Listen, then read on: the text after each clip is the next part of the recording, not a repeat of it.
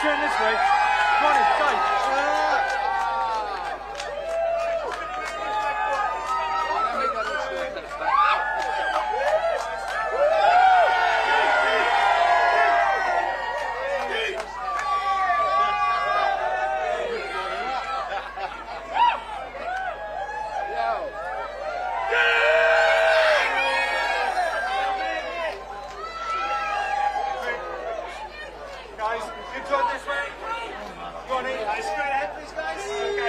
Ronnie, just right here. Mick, Ronnie. Ronnie, okay, guys, just over this way for us. And just straight, Ronnie. This way, guys. And gentlemen, just to your right again. To your right, guys. Straight ahead, please. Straight ahead, guys. On this way, please, guys.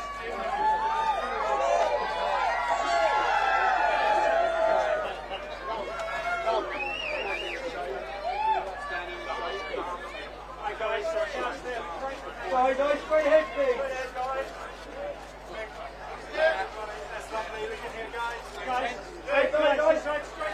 Guys, straight ahead, please. Come on, Ronnie, Ronnie, this. All this way. All this way. Ronnie, that's lovely, Mick.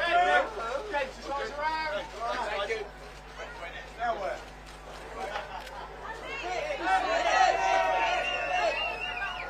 Hey.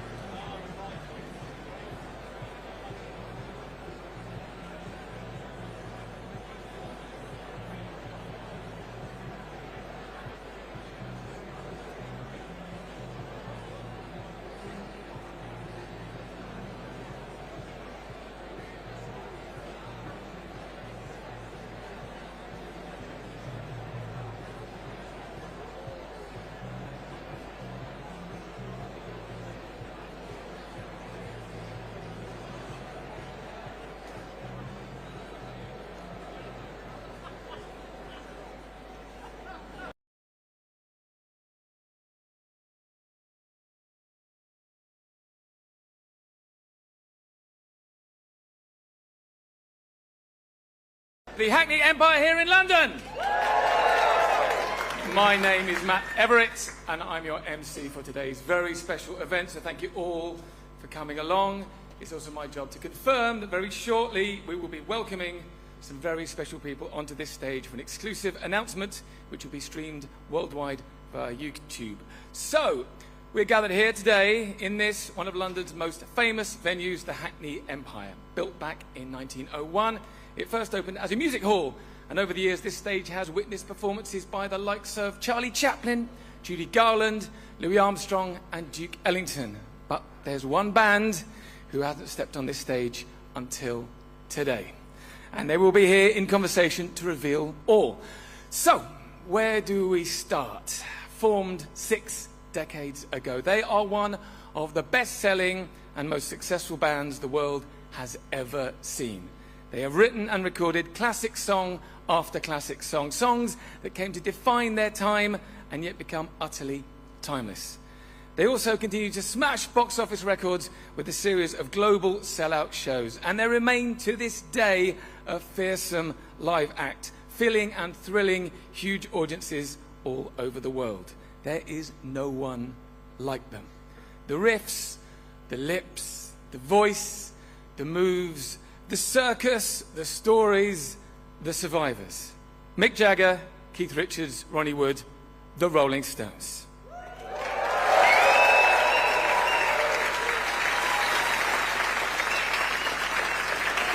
Right, so now to date, they've released 23 studio albums, but they haven't released a studio album of original material since A Bigger Bang 18 years ago to this very day. But is all that going to change? Well, this is where the world finds out. So let's update ourselves on how we got to where we are today.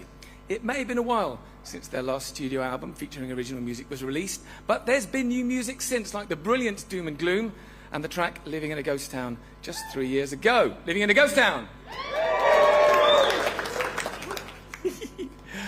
2016 also saw the release of the chart-topping and Grammy Award-winning album Blue and Lonesome, which brought together some of the band's favourite beloved blues tracks. So, as you will know, and as you will know if you can look around at this event, whenever the Stones do anything, it's a big deal. In fact, all it takes is a small advert to appear in the Hackney Gazette to cause headlines all over the world. Admittedly, that ad appeared last month with several references to Rolling Stones songs, and it teased a new possible album title. There was also the new Hackney Diamonds website, a phone number, and a countdown clock, all of which added to the fevered speculation. Then, somewhat less subtly, last week the Rolling Stones logo was projected onto some of the most famous landmarks in London, Paris, and even on the Chrysler Building in New York. So, that's the story so far. The stage is set, the audience is ready. Are you ready? And the support band, kind of me, has finished, and all anybody wants is the headliner. But first, coming up shortly, we will be welcoming to the stage our host for today, all the way from New York, Mr. Jimmy Fallon. And before I go, I do want to say it's an honour to be here. As I said, when the Rolling Stones do anything, it's a big deal and it's always special. So please, enjoy the afternoon.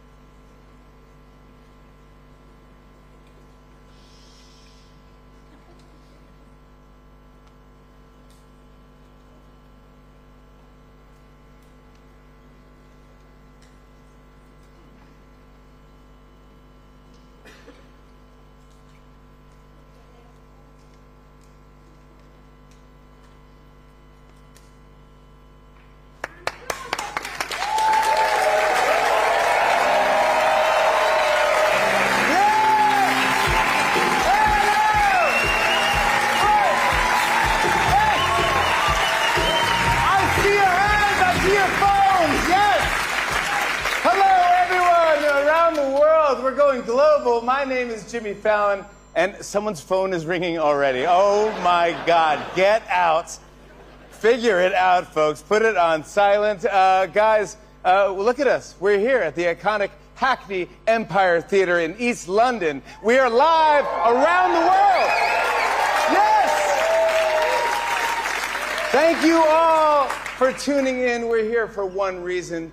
Since the 1960s, one band has blazed a trail like no other, selling over 250 million albums across 6 decades, leaving an indelible mark on the musical landscape.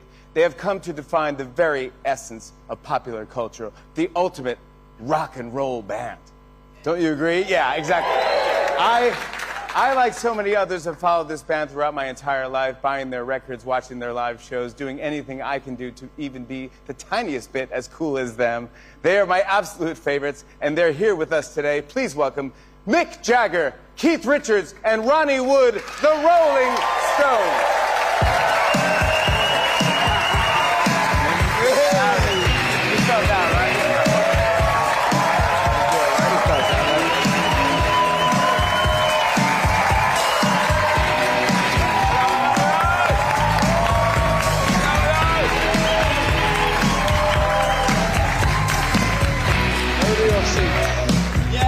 Welcome, welcome, welcome. We are live around the world. This is global. This is very important. A lot of people are watching this. Very early in Los Angeles. Right? Yeah, it's very early in Los Angeles. I have one question, though. What is this about? What is this for? Why are we here? Well, we're here. I feel like I want to stand up. Yeah. We're here. Yeah. But we're here to present our new single, which is called Angry, and the video of it, which you'll see later. And Angry is the first single from our new album called Hackney Diamonds, which is why we're in Hackney, and which comes out in October the 20th. That's right. So that's why we're here. Hackney. New single, Angry. I will say right after this Q&A, we'll be showing you the video, world premiere of the video with someone really cool that you all know is in the video. And the album comes out October 20th. Hackney Diamonds. What does that mean? What does that mean to you, Keith? Anything? What is Hackney Diamonds? It got called Hackney Diamonds because I think we were flinging ideas around for titles, and we went from hit and run, smash and grab, and somehow between that, I like those. We came up with Hackney Diamonds, which is like a variation of them both, and also it's a London band, you know, and we thought that was. But does Hackney Diamonds, isn't it like a type of slang? Yeah. It's like when you get your windscreen broken on Saturday night in Hackney, all around it. And all the bits go on the street. Yeah, a shattered windscreen. That's called Hackney smash and grab. That's Hackney Diamonds. That's Hackney Diamonds right there, yeah, exactly. Yeah. Ronnie, how long did it take to make this album? We did it pretty quick, actually. There were lots of ideas floating about, and we gathered them all together just before Christmas last year and made a go of it, didn't we? Yeah, we did. Yeah, we cut them all very quickly. very quickly. It's been 18 years since you made it. We've been very lazy. There was a blitz on. That's not very quick at all. We have done something. We've been on the road most of the time, but we were a bit too kind of like lazy, and then suddenly we said, well, we go. Let's put a deadline, and let's make a record and put a deadline. So Keith and I and Ronnie had this chat, and we said, okay, we'll make this record Christmas, and we're going to finish it by Valentine's Day. So we made 2 albums. Yeah, exactly, yeah. So we went into the studio, like Ronnie said, in December, and we cut 23 tracks, and very quickly, and finished them off in January, and mixed them in February. Yeah. Something like that. You started in about right. That's about right. That's about right. Yeah. Did you go with Keith in Jamaica? I heard rumors of that, where you started? In Jamaica, we wrote Angry, actually, and Mick had the thing ready to go, but it's where we kind of put the track together, and along with many others, but it was the first one to stick out, and they said, boom. Yeah, we started out, and Keith and I and Steve and Matt went to Jamaica we said we're going to mess about in the studio, and we went there and we started kicking ideas around. Then we went to New York and Ronnie joined us, and then after that we got a producer called Andy Watt, who kicked us up the arse. Yeah, a and then we referee. went to Los Angeles and cut the tracks like I told you. And it must feel different not having Charlie Watts in the studio with you playing. What was that like? It's all, you know, it's ever since Charlie's gone, it's different, of course. Yeah. You know, I mean, he's number 4. He's missing, he's up there. Yeah, I did see a lot of number 4s around yeah, here. of course he's missed incredibly. Yeah. But thanks to Charlie Watts also, we have Steve Jordan, who was Charlie's recommendation for if anything should happen to him, Steve Jordan's your man. He picked Steve Jordan. Yeah, just out of way back. But, and also, you know, he's been a friend of ours. I've worked with Steve. So it was a kind of natural progression. You know, it would have been a lot harder without Charlie's blessing on that, you know. But at the same time, it's a hard team, you know. Did you get to do any tracks with him on the album? With Charlie? Yeah. Yeah, so there's 12 tracks on the album, and 10, well, I think actually it's not true because it's not on one. But most of it with Steve, but 2 are tracks recorded in 2019 with Charlie. And so we used 2 of the tracks that we recorded with Charlie before. Yeah, Live by the Sword and Mess It Up. Yeah. Those are the 2 tracks. Yeah. And also I heard a rumor of Bill. And yes, Bill, and we asked Bill to come into the studio. Creeping. Did he get it? He creeped in? Live by the Sword. And Bill came in and did 1 track, so we had the original Rolling Stones Rhythm Sections is on 1 track. Wow, that's so fun. But most of it's new, but this is from 2019. Yeah. The first song is Angry. Is Angry a theme of the album? Is that... Well, Keith and I thought the theme of the album should be... You're getting angry as I'm saying every this. track should be as angry theme. You're sitting on the edge, you're getting angry. I don't want to see you get disgust. Yeah, and anger and disgust. That's the concept. Yeah, so every song is angry. Yeah. Every song is angry. Is every track name Angry? Not every track named Angry could be... I think that's stupid. They're stupid, yeah. That's a stupid idea. But also, no one's done it yet, so why not do it? No, that's an original idea. But then we sort of... Nobody can be angry that long. You got to meet my in-laws, yeah. So then we had a second idea, which was not to make it about angry every track, but to make them a bit more eclectic and have a few love songs, ballads, and country kind of things. So we got a mixture. So I think the last time I saw the 3 of you, you played Hyde Park here in London. It was amazing. And Hyde Park, if you've never seen this show, it's beautiful. It's in the park, and it starts around 7 o'clock. The sun is out, and then the sun goes down, and everyone's out by 10 o'clock. It's very British rules. Everyone out. Everyone. Go. Everyone out. Never happened. Go. And so it was a great show. And I talked to you the next day. I talked to Mick, and I said, what'd you think of the show? I thought it was great. How'd you like it? And you go, well, you know, we're not really a daytime band.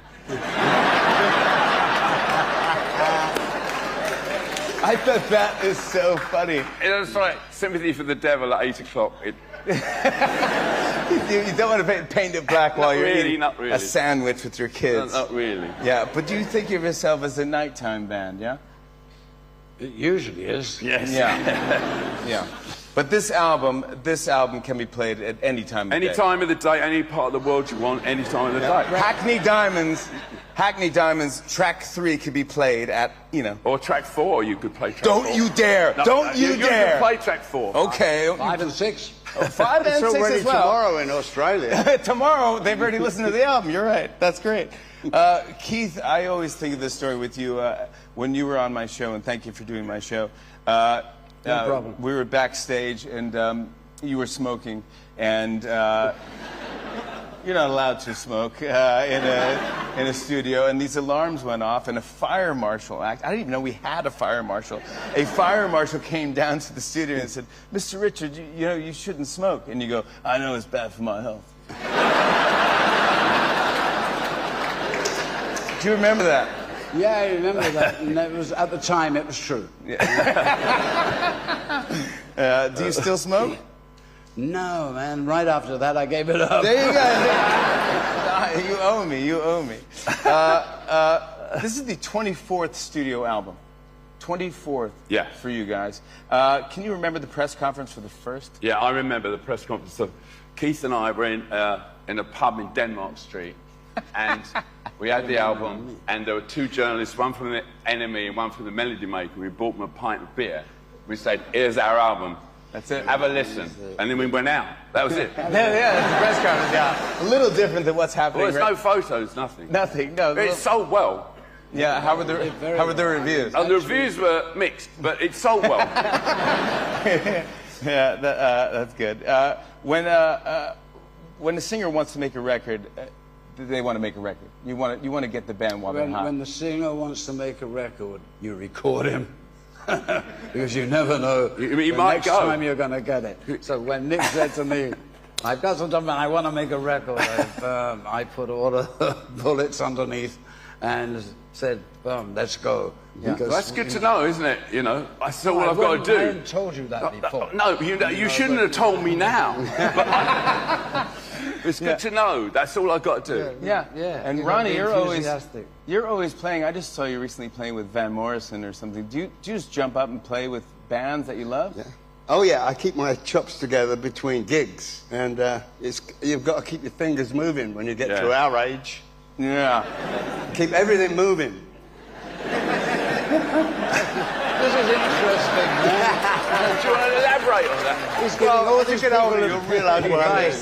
No going down. Keep everything moving. Shake it out. Shake it out. Can I go through the track list here and just right now? I think fans would like to know the track list. First song is "Angry." Yes. Yes. Does that bring any emotion to you? Anger. That brings anger. It's a bad question. Sorry. Oh Got a good riff. Yeah. Thank you. Thinking about the words, I was just thinking it's a damn funky riff. Yeah, it is a good riff. It's a good riff. Thank you. Get close. Yes. Depending on you. Yeah. That's when you always want to rely on someone and they let you down. Yeah. That one's not about me, is it? No, it's not. No, You're here. You've come all the way from New York. Yeah, that's right. Don't mess it up is about you. Bite my head off. Bite my head off. That's like when your girlfriend gets really mad with you and you say, will you please stop talking don't bite at me, darling? Yes. It's a rude way of saying that. Yeah, it is a rude way of saying it. Whole wide world. Is that what it's about? Yeah, it's what it's about. Let's sink in. Funky riff. Whole wide world. Really funky. Really? Dreamy Skies. Dreamy Sky. Dreamy. Go on, then, what's it about? Well, it's Mick being stranded, I think, trying to get away from it all, right? He says, I want to get away from it all and listen to a bit of old Hank Williams and a bit of... Yeah, but it never happens. Dumb honky tonk. It just never happened. Well, it happened in lockdown. Yeah. That was enough. That was enough of the, mess it up. That's like... Your song. That's my song. your That's song. about me. Oh, yeah, That's your thank you. Yeah. Live by the Sword. Yeah. Oh, yeah. That's Charlie's on that. Yeah, he's on that. That's it's kind of slightly retro. Driving Me Too Hard. Is that Keith will tell you what that's about. I can tell you what anything's about. But, no, it's got a lovely riff, and it's a melting pot and a melody, and there it is. There you go. Tell Me Straight. Tell me, well, I can tell you straight that I have no idea what it's about. Yeah, it's a good riff. It's a good riff too. Keith sings that one, but he sings it. He tried to steal it, so I said it must be good. I'll do it. Sweet Sound of Heaven, which I got to hear. It's unbelievable when you hear some of these songs. That's more like a Stevie Wonder. It's a really gospel song. I mean, the guesting on this you'll get to, but it is insane. Gospel. Kind of gospel. And Rolling Stone Blues. But, I mean, you've never been to church in your life. I did once. I did go to church. You're completely wrong. What's I went it to like? it's a big building normally with arches and big things spike. like that. Did it burn down as soon as you walked in? Oh my God! Like, good evening, everyone. Hello, I'm going to do the sermon today. All right, here we go. Who's getting the communion? Who's doing it? Oh. All right. Thank you, Jesus. Thank you, Lord. That's not how I speak. I wasn't doing you. I was doing Ronnie. Okay. Keith, you said that in the past that the Holy Grail is making records. Do you guys still love being in the studio together? Was it fun? Yeah, it is fun. It is where a band can come together and playing live is the other holy grail, you know. But to record is where the guys can get together and pass around ideas without any interference, and you know, and when it works, it's great. And you know, there's some unholy grails too, believe me. Yeah, yeah. And we were saying that it's a great place for a band, you know, to work it all out. And do you think about the fans when you make the songs, about how they would react to it?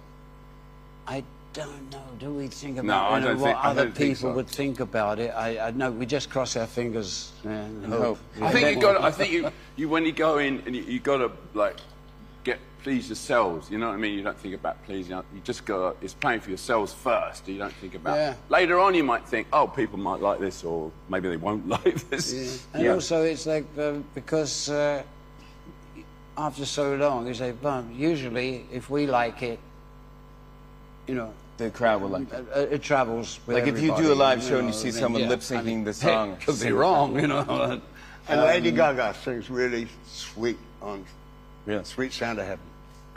I mean, he's giving out some gems right here. Yeah. So Lady Gaga, is unbelievable, by the way. Yeah, she is gorgeous. Stevie. Speaking of fans, we have some questions from fans from around the world. Lou asks, do you have an all-time favorite Stones track? This is for Lou. Lou? No, Lou, they're not here. We actually had them. Lou has asked the most impossible question. No, I don't have an all-time favourite Stones track at all. No, Lou has asked the most impossible question. No, the answer is no, Lou, I don't. In the world. Lou, you idiot! Why would that be the first question you asked? You fool! But I will throw Lou a Gimme Shelter or a Jumping Jack Flash just for me personally to play, and I could do them all night, you know. Yeah, I like that. Off the Hook. What's that one? I never heard of that one. Sitting in my bedroom late last night. Very early, Joe. Got into bed and turned out the lights. I tried to call my baby on the telephone. All I got was a big guitar. It's off the hook. It's off the hook. It's off the hook. Thank you. My one-man show starts. No. I'll sit right down. I'll be good. Sit him back down. This is Maria from Argentina says, did you ever see a fan in the audience and think, I could marry that person? I did see people getting married in the audience. Yes, and I did. I never saw anyone I Ronnie wanted to marry, but I saw people getting married. Ronnie actually married someone. Yeah. You did? In my dreams, baby. Oh, my gosh, ridiculous. Like, come on. But you never thought, like, maybe I could marry them all, man. Polygamy lives. Yeah, I'm a Mormon. Oliver in France says, Ronnie, I saw you played with Van Morrison the other night. How come you play with other bands? Well, I kind of just said it too. Well, he plays skiffle. He's got a new skiffle album, which is brilliant, and that's where I came in the door, you know. Yeah. Skiffle album. So it's easy. Right. This is from Jerry in South Wales. This is a great question. He said, who's the best at throwing darts? We're all terrible. Do you play darts? Tested. No. Do you play darts? There is a there is a dartboard in the Ship pub round the backstage. There is one, yeah. Outside the backstage, there's a pub called the Ship. Yeah, down Wardlaw Street. We had a pint there is a dartboard, so afterwards we should see. We could let you know the results later. We will let you know. We'll let you know the result of that. Still there at 3 o'clock in the morning trying to hit the ball. Brando in California says, Keith and Mick, you've been together longer than me and my wife. What's the secret to a happy marriage? Why don't they tell us? Not speaking too often. Yeah. How to say shut up politely. Yeah, exactly, yeah. Well, Hackney Diamonds, this is it. This is you've done something that no one's done. But wait 18 years to do an album. Yeah, no, but I mean, seriously, there is no band like you ever, and there's no one to compare you. That's the point. Yeah. Yeah, I mean, what you're doing is the Wild Wild West. I mean, who knew that a band could come out and do a brand new, fresh album? You know, what decade is this? The 2020s? I mean, I don't know. You're in the 60s. I don't know. But I must say something. I don't want to be big-headed, but we wouldn't have put this album out if we hadn't really liked it. Right. Yeah. I mean, we didn't want to make just any record and put it out. So we wanted to make a record. Before we went in, we all said, we've got to make a record that we really love ourselves. Other people may like it, other people may not. But we must say that we are quite pleased with it. I'm not saying we're big-headed about it, but we're pleased with it. So I'll drink to that. And we hope you all like it. Yeah.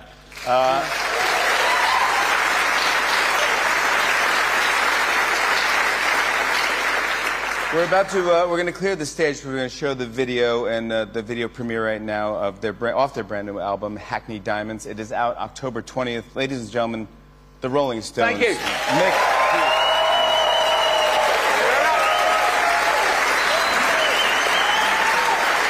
Thank you.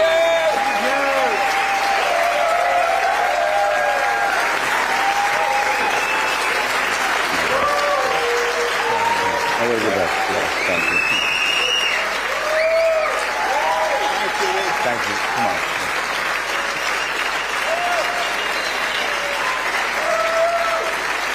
Come on. Every one of them, legendary. And the album is fantastic. Are you guys ready to see the world premiere of Angry? Every video that the Rolling Stones make, there's always like the hottest Hollywood actor or actress in the video, and that remains again. They did it again. In this video, they have the great Sweeney in the video. Sydney is with us tonight. Sydney, it's so great to see you. It's good to see you. What goes through your brain when you get asked to do a Rolling Stones video? Oh gosh. I mean, I freaked out, called my family, and brought my mom. Don't know. Hey, hi, Mom. Hey, nice to meet you. You got to be very proud of your daughter. And have you done a video before? Or? I have. You have, yeah, but nothing like this. Nothing like this. No. And Mom, are you a Stones fan? Of course. Yeah, of course. Do you have a favorite era? Lifetime of music. Do you ever think your daughter will be in the video? Because you've done White Lotus, you've done Euphoria, I think this is like the biggest thing. This is the biggest thing ever. That you could ever do, yeah. And did you hear this song and did you know it was going to be the first single? I didn't know it was going to be the first single, but I loved the song when I heard it. Yeah. It's been stuck in my head. It's stuck in your head? Yeah. It's really, really good. It's fantastic. I want to show everybody. We're going to be playing this in a few minutes, so get ready for this. This is the premiere of Angry from the Rolling Stones and Sydney Sweeney. Enjoy.